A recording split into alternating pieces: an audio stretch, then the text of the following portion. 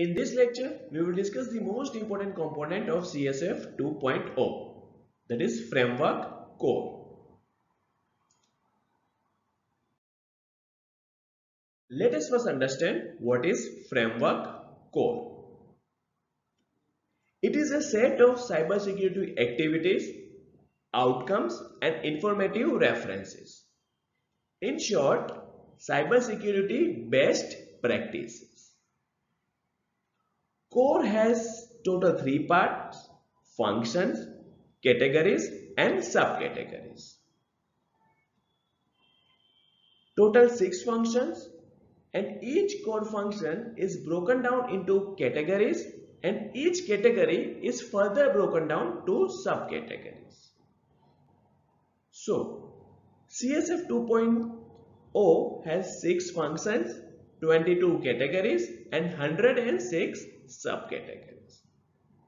Let us discuss each function in our subsequent slide. Let us now understand what is the structure of Framework Core. As we discussed earlier, CSF 2.0 has total 6 functions, 22 categories, and 106 subcategories. I generally remember these functions as GDRR. So, G here stands for govern, I for identify, P protect, D for detect, R respond, and second R is for recover.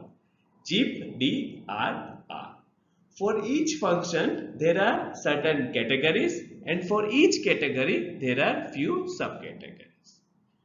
So, under govern function, we have total 6 categories and 28 subcategories. Under identify function, we have 3 categories and 13 subcategories. Similarly, for protect, 5 categories and 25 subcategories.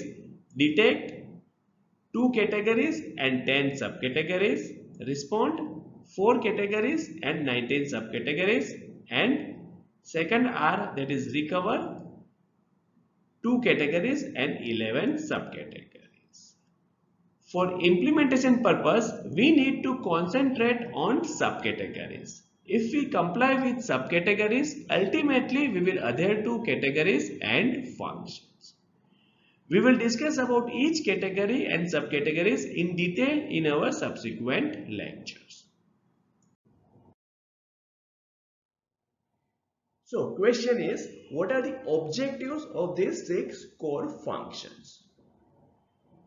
As we discussed earlier, I remember this term as GDRR. So, govern focuses on establishing policies, processes, and oversight on cybersecurity efforts.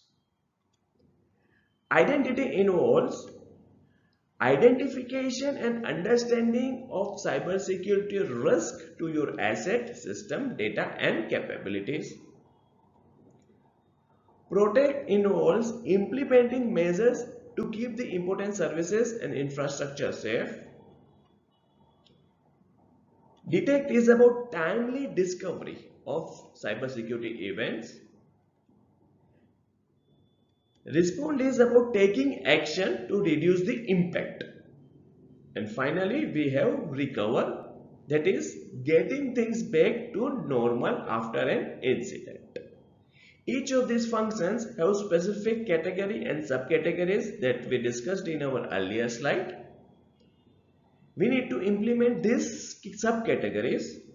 We will discuss this in detail in our subsequent lectures.